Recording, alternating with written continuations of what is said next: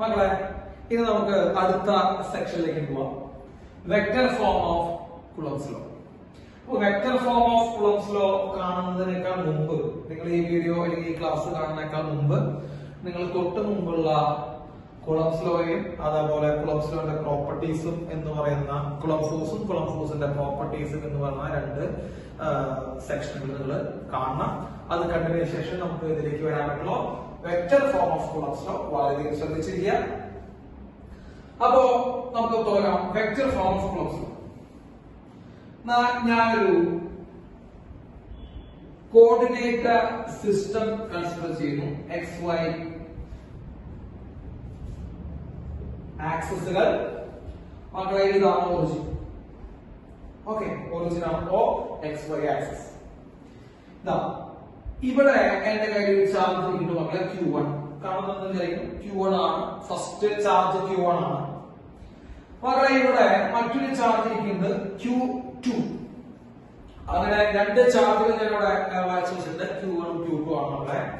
മക്കളുടെ ഒറിജിനിൽ നിന്ന് ഫസ്റ്റ് ചാർജിലേക്ക് വരയ്ക്കുന്ന വെക്ടർ, ഒറിജിനിൽ നിന്ന് ഫസ്റ്റ് ചാർജിന്റെ ആ ഫസ്റ്റ് ചാർജ് ഇരിക്കുന്ന പൊസിഷനിലേക്ക് വരയ്ക്കുന്ന വെക്ടർ ആണ് മക്കളെ position vector of first charge. നമ്മുടെ പ്ലസ് വണ്ണില് വെക്ടറുകൾ എന്ന് പറഞ്ഞ ഭാഗത്ത് പൊസിഷൻ വെക്ടറുകൾ പഠിപ്പിച്ചിരുന്ന മക്കളെ, പഠിച്ചിരുന്നത് നമ്മൾ പ്ലസ് വണ്ണിൽ. എന്താ പൊസിഷൻ വെക്ടർ എന്ന് പറയുമ്പോൾ?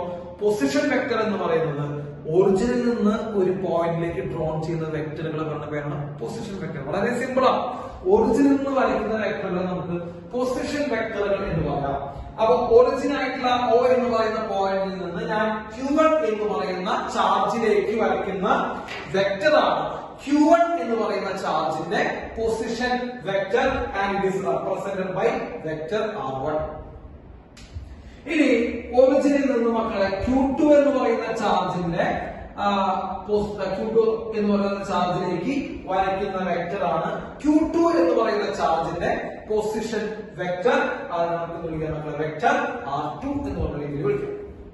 അപ്പൊ vector R1 and vector R2 be the corresponding position vectors.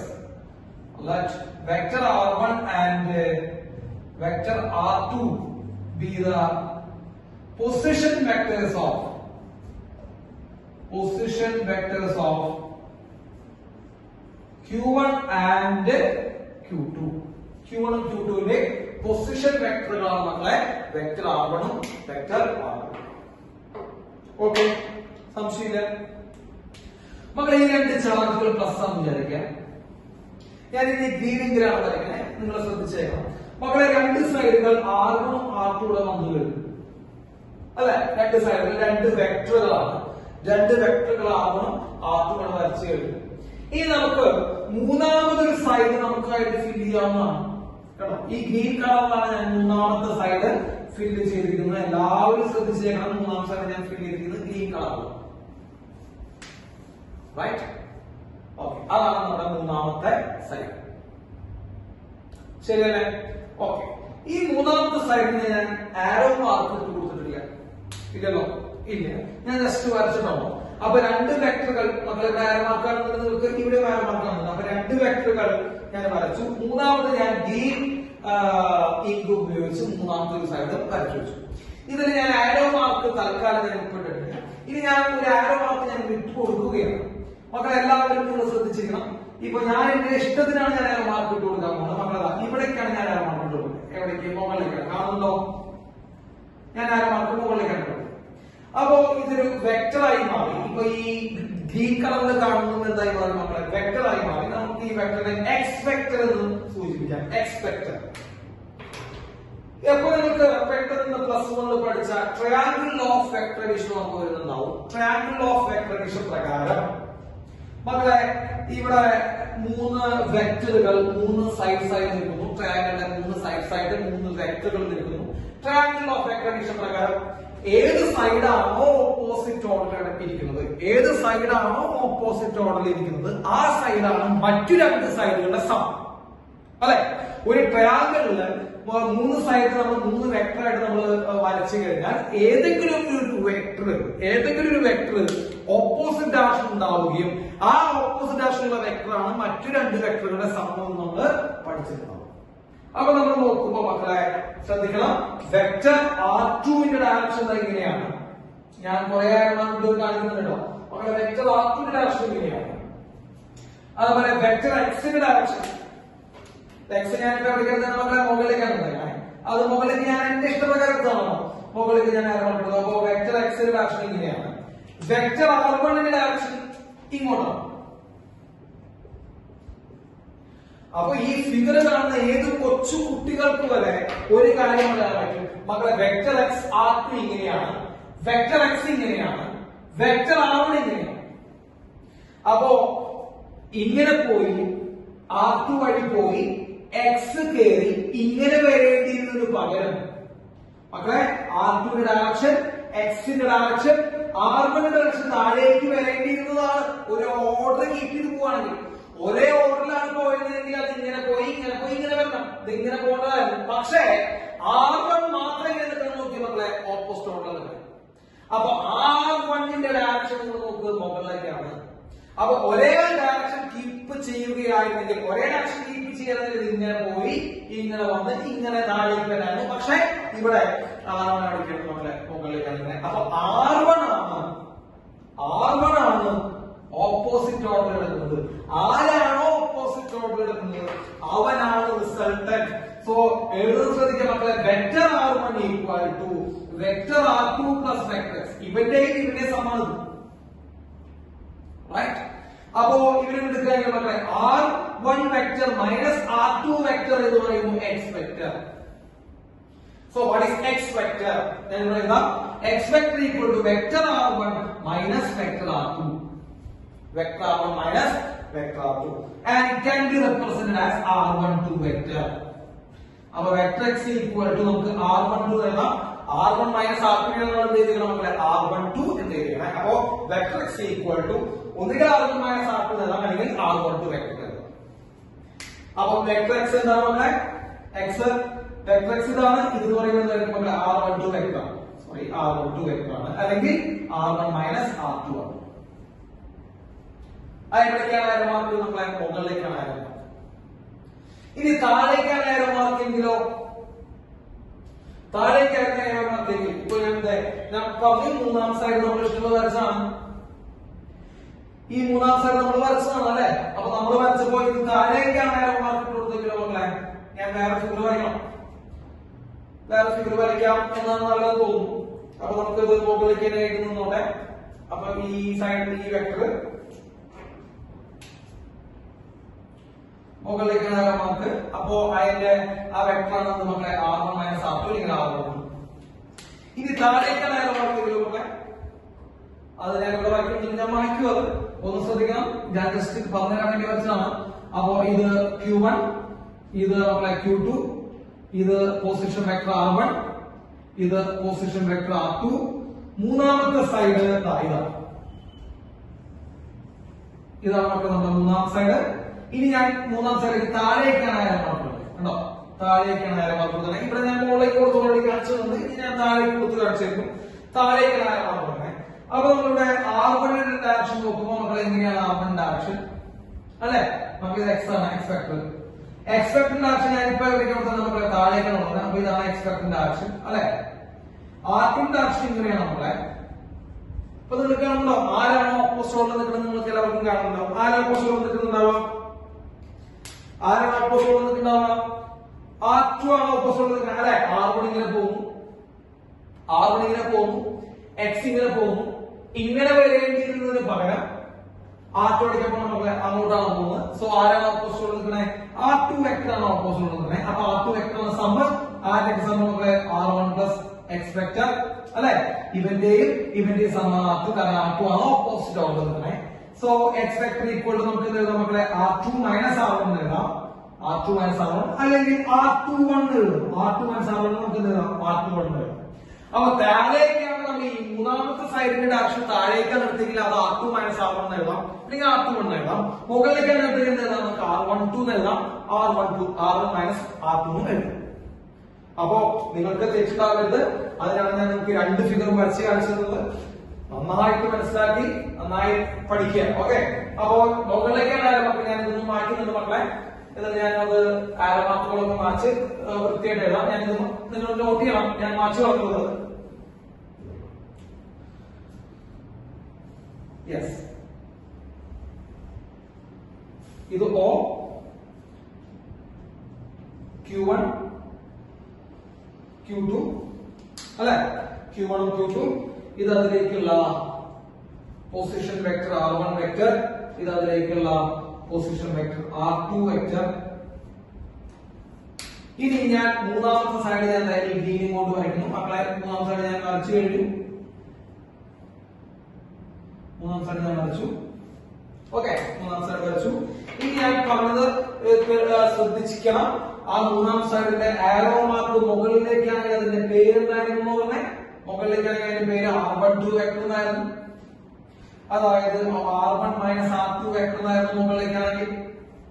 ഇനി ആ മൂന്നാമത്തെ സൈഡിന്റെ ഡയറക്ഷൻ താഴേക്കാണെങ്കിൽ മക്കളത് ഏതായിരുന്നു? R21 വെക്ടർ ആയിരുന്നു. എന്ന് പറയുമ്പോൾ R2 vector minus R1 vector. Okay, അപ്പൊ ഇതാണ് ആ മുകളിലേക്കാണ് direction R1 minus R2, താഴേക്കാണ് direction മക്കൾ എന്ത് വരും? R2 minus R1. ഓക്കെ, അപ്പോ മുകളിലേക്കാണ് വെക്ടറെങ്കിൽ R12 വെക്ടറും താഴേക്കാണ് R21 വെക്ടറും. സംശയമില്ലല്ലോ? ഇല്ല. ഇനി നമുക്ക് ഇത് മാറ്റിയാണ്. ഓക്കെ മക്കളെ, ഈ 2 ചാർജുകൾ പ്ലസ് ആണ് ഞാൻ നിങ്ങളോട് പറഞ്ഞത്. പ്ലസ് ചാർജുകളാണ്. ഓക്കെ, ഇനി നമുക്ക് ക്ലോസിലേക്ക് പോകാം മക്കളെ. ഈ Q1 എന്ന് പറഞ്ഞ ചാർജ് പ്ലസ് ആണ്, Q2 എന്ന് പറഞ്ഞ ചാർജ് പ്ലസ് ആണ്. പ്ലസും പ്ലസും അട്രാക്ഷൻ ആണോ റിപ്പൾഷൻ ഉണ്ടാവുക? നമുക്ക് എല്ലാവർക്കും അറിയാം, റിപ്പൾഷൻ ആണ് ഉണ്ടാവുക.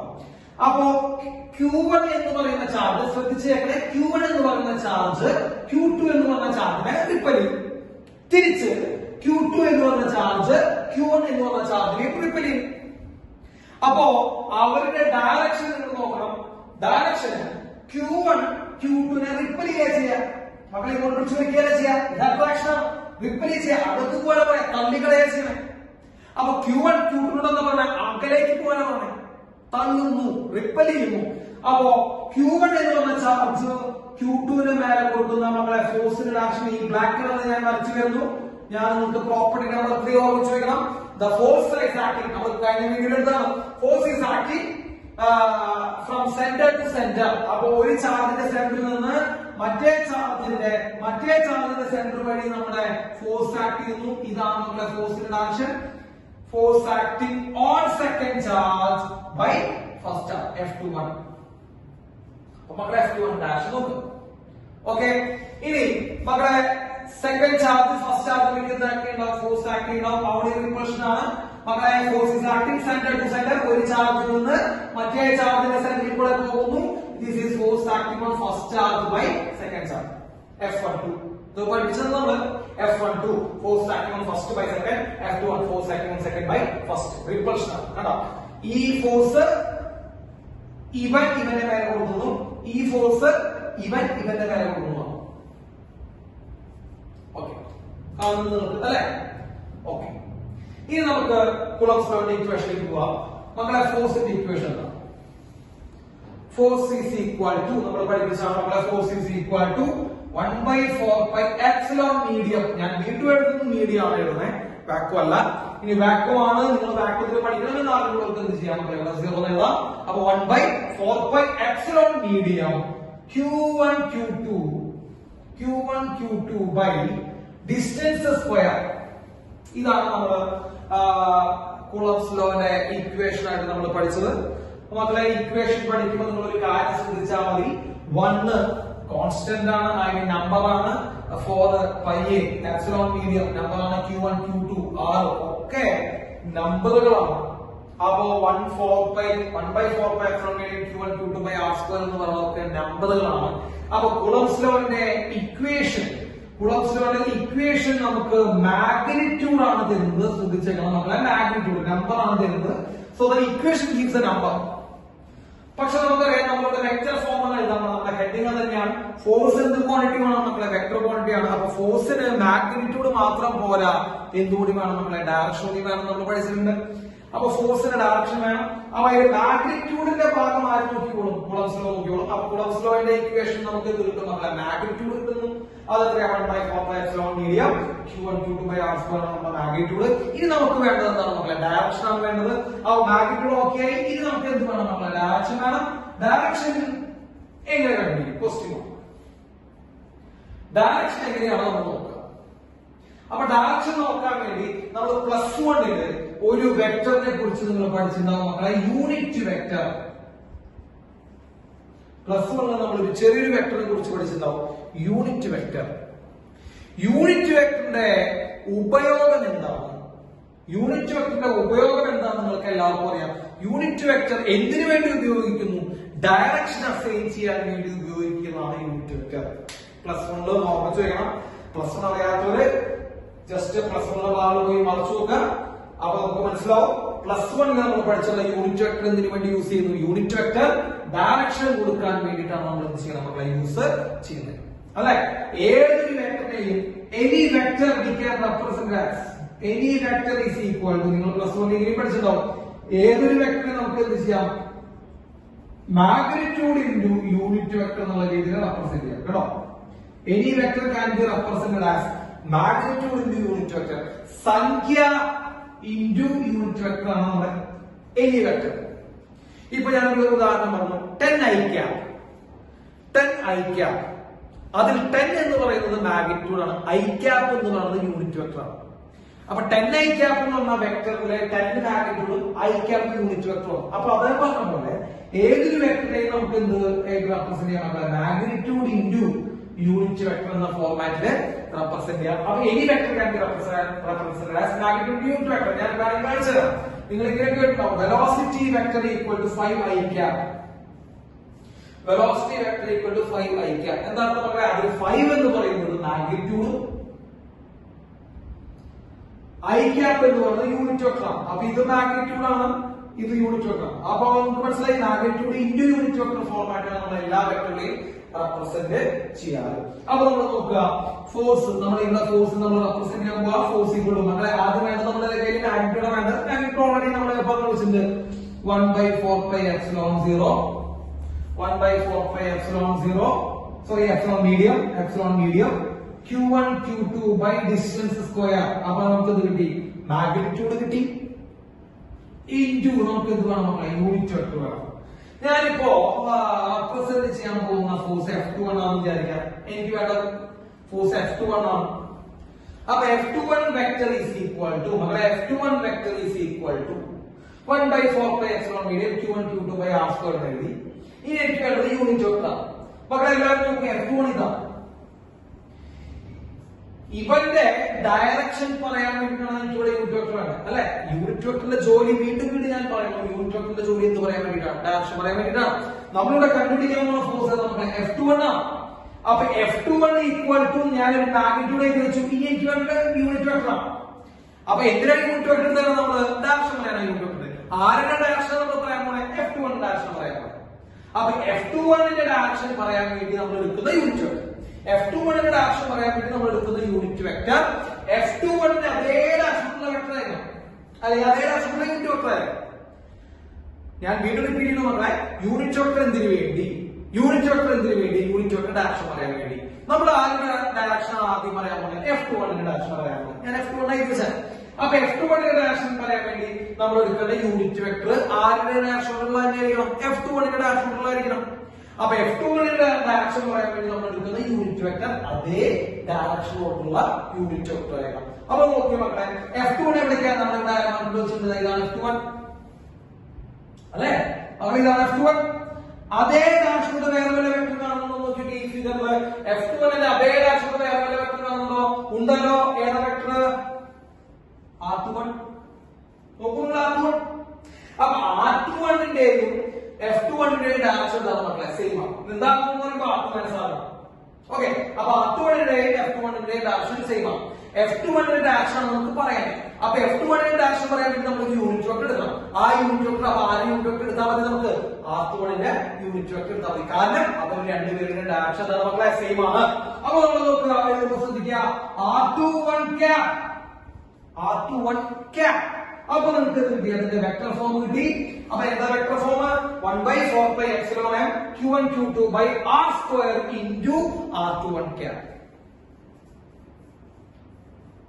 Right? R² into R21 cap. ഈ R എന്ന് പറയുമ്പോൾ നമ്മളെ അവർ തമ്മിലുള്ള ഡിസ്റ്റൻസ് ആണ്. ഓക്കെ, ഡിസ്റ്റൻസ് ആണ്. ഡിസ്റ്റൻസ് എന്ന് പറയുമ്പോൾ മാഗ്നിറ്റ്യൂഡ് ആണ്, ദൂരത്തിന്റെ മാഗ്നിറ്റ്യൂഡ് ആണ്. അപ്പൊ 1/4πε q1 q2 r² into R21 cap. മക്കളെ ഒരു കാര്യം എല്ലാവരും ശ്രദ്ധിക്കണം, F21ന്റെ അതേ ഡയറക്ഷനിലോട്ടുള്ള യൂണിറ്റ് വെക്ടർ ആണ് സെലക്ട് ചെയ്യേണ്ടത്. കാരണം F21ന്റെ ഡയറക്ഷൻ പറയാൻ വേണ്ടി നമ്മൾ യൂണിറ്റ് വെക്ടർ എടുക്കണം. അപ്പൊ F21ന്റെ ഡയറക്ഷൻ പറയാൻ വേണ്ടി എടുക്കുന്ന യൂണിറ്റ് വെക്ടറിന്റെ ഡയറക്ഷൻ എന്തായിരിക്കണം? F21ന്റെ അതേ ഡയറക്ഷൻ ആയിരിക്കണം. അങ്ങനെ F21ന്റെ അതേ ഡയറക്ഷനിലുള്ള വെക്ടർ ആണ് നമ്മുടെ R21. അതിന്റെ യൂണിറ്റ് വെക്ടർ ആണ് R21 cap. ഡൗട്ട് ഉണ്ടോ? ഇല്ല. വേണമെങ്കിൽ നമുക്ക് ഇതിനെ മാറ്റി എഴുതാം. F21 vector is equal to നമ്മളെ F21 vector is equal to 1/4πε medium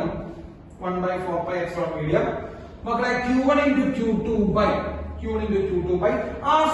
മക്കളെ r², r എന്ന് പറയുമ്പോൾ ദൂരമാണ് നിങ്ങൾ പറഞ്ഞു. ഇവർ തമ്മിലുള്ള ദൂരം അല്ലെ മക്കളെ? ഇവർ തമ്മിലുള്ള ദൂരം എന്ന് പറയുമ്പോൾ മാഗ്നിറ്റ്യൂഡ് മാത്രം മതി. ആണല്ലോ മക്കളെ, മാഗ്നിറ്റ്യൂഡ് മാത്രം മതി. ഈ വെക്ടർ നമ്മൾ എന്താ പേര് വെച്ചേ? ഈ വെക്ടർ നമ്മൾ രണ്ടുപേരുണ്ട്, ഒന്നുകിൽ R1 - R2 ഉണ്ട്. മക്കളെ ശ്രദ്ധിക്കുക, ഈ വെക്ടർ ഉണ്ടോ?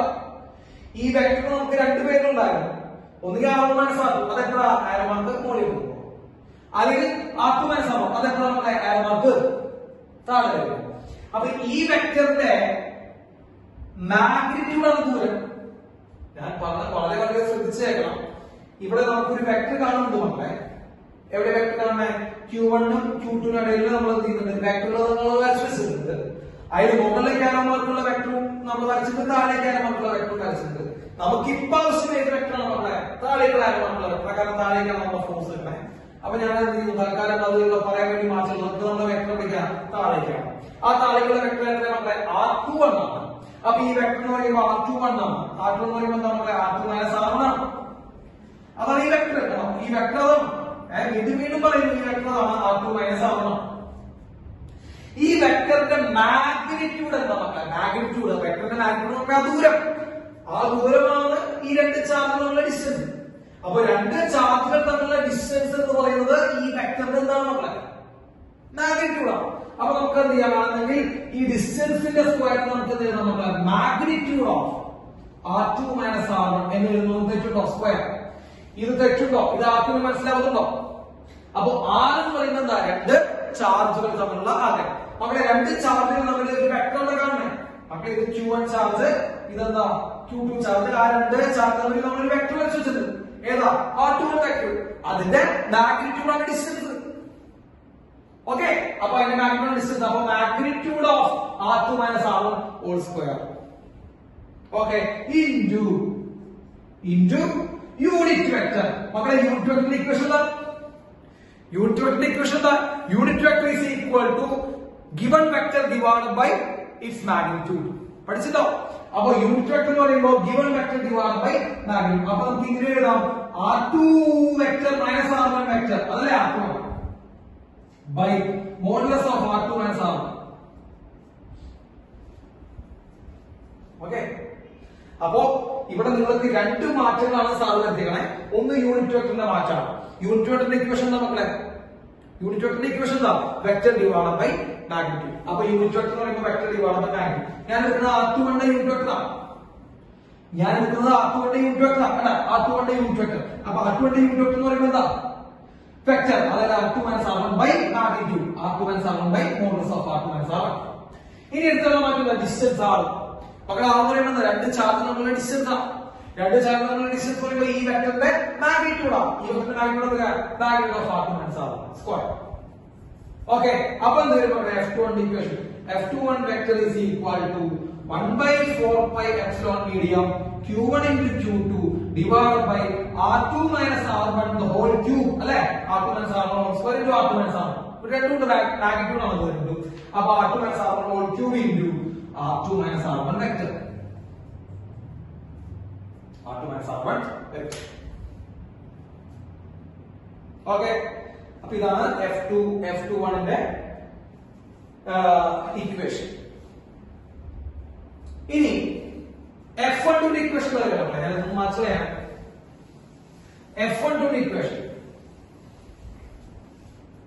മക്കളെ F12 എവിടേക്കാണ്? മക്കളെ F12 മുകളിലേക്കാണ്. അപ്പൊ മുകളിലേക്കുള്ള വെക്ടർ നമ്മളിവിടെ വീണ്ടും വരയ്ക്കുകയാണ് മക്കളെ. മുകളിലേക്കുള്ള വെക്ടറിന്റെ പേര് എന്താണ്? ഓർമ്മിച്ചു വയ്ക്കും. മുകളിലേക്കുള്ള വെക്ടറിന്റെ പേര് R12 വെക്ടർ. R12 വെക്ടർ അല്ലെ? എന്തായിരുന്നു R12 വെക്ടർ എന്ന് പറയുമ്പോ R1 മൈനസ് R2. നമ്മൾ ആദ്യം പഠിച്ചതാണ് കേട്ടോ. അത് നോക്കിയാൽ മതി. സംശയമുള്ളവർ ഇതിന്റെ മുകളിലേക്കുള്ള വെക്ടർ R12 എന്ന് പറയുന്നത് കുറച്ച് മുമ്പ് ഈ വീഡിയോ കുറച്ച് മുമ്പിലേക്ക് നോക്കിയാൽ മതി. അപ്പൊ F12 പറയുമ്പോൾ F12 equal to F12 vector is equal to നമുക്കറിയാം ഏതൊരു വെക്ടർ എന്ന് പറയുമ്പോൾ എന്താ ചെയ്യുന്നത്? Magnitude into magnitude into direction. അതിന് മാഗ്നിറ്റ്യൂഡ് ഏത് നിങ്ങൾ വെച്ച് തരും മക്കളെ? Coulomb's law 1/4π∼m q1 into q2 divided by r square into direction. മക്കളെ ഡയറക്ഷൻ പറയാൻ ആദ്യം സൈഡ് എടുത്ത് മക്കളെ യൂണിറ്റ് വെക്ടറിന്റെ സൈഡ് വരും. ഏതിന്റെ ഡയറക്ഷൻ പറയാൻ F12 ന്റെ ഡയറക്ഷൻ പറയുമ്പോൾ അതേ ഡയറക്ഷനിലുള്ള മറ്റു വെക്ടർ നോക്കണം. അപ്പൊ F12 ന്റെ ഡയറക്ഷൻ നമ്മൾ പറയണമെങ്കിൽ നമ്മൾ ആരും നോക്കേണ്ടി വരും മക്കളെ. F12 ന്റെ ഡയറക്ഷൻ അതേ ഡയറക്ഷനിലുള്ള മറ്റു വെക്ടറുകൾ വല്ലതും ഉണ്ടോ? F12 ന്റെ അതേ ഡയറക്ഷനിലുള്ള മറ്റു വെക്ടറുകൾ വല്ലതും ഉണ്ടോ നോക്കുമ്പോൾ നമുക്ക് R12. അപ്പൊ R12 ന്റെ ഡയറക്ഷൻ F12 ന്റെ ഡയറക്ഷൻ സെയിം ആണ്. അപ്പോ ഡയറക്ഷൻ പറയുന്നത് നമ്മൾ എടുക്കുന്ന യൂണിറ്റ് വെക്ടർ ആയിരിക്കും നമ്മളെ R12 ക്യാപിറ്റൽ ആയിരിക്കും. ക്യാപ് എന്ന് പറഞ്ഞാൽ unit vector R12 capital unit vector ആയിരിക്കും. ഓക്കെ. ഇനി നമ്മൾ മാറ്റം എടുത്തു നമ്മളെ 1/4π∼ medium q1 into q2 by r എന്ന് ഡിസ്റ്റൻസ് ആണ്. രണ്ട് ചാർജുകൾ തമ്മിലുള്ള ഡിസ്റ്റൻസ് ആണ്. ഡിസ്റ്റൻസ് എന്ന് പറയുന്നത് നമ്മളെ ആ വെക്ടറിന്റെ മാഗ്നിറ്റ്യൂഡ് ആണ്. വളരെ സിമ്പിൾ ആണ് പറഞ്ഞുകൊണ്ടിരിക്കുന്നത്. ഈ രണ്ട് വെക്ടറുകളുടെ ഈ രണ്ട് ചാർജുകൾ തമ്മിലുള്ള ഡിസ്റ്റൻസ് എന്ന് പറയുമ്പോൾ ഈ വെക്ടറുകളുടെ ഈ രണ്ട് ചാർജുകൾ തമ്മിൽ ഒരു വെക്ടർ വരച്ചു വെച്ചിട്ടുണ്ട്. ആ വെക്ടറിന്റെ മാഗ്നിറ്റ്യൂഡ് ആണ്. ഈ വെക്ടർ R1 മൈനസ് R ഈ കേസ്. അപ്പൊ നമ്മൾ R1 മൈനസ് R2 മാഗ്നിറ്റ്യൂഡ് 2. അപ്പൊ ഡിസ്റ്റൻസ് ആയി അതിന്റെ square into unit vector equation നമ്മളെ R1 minus R2 vector by modulus of R1 minus R2. ശരിയല്ലേ?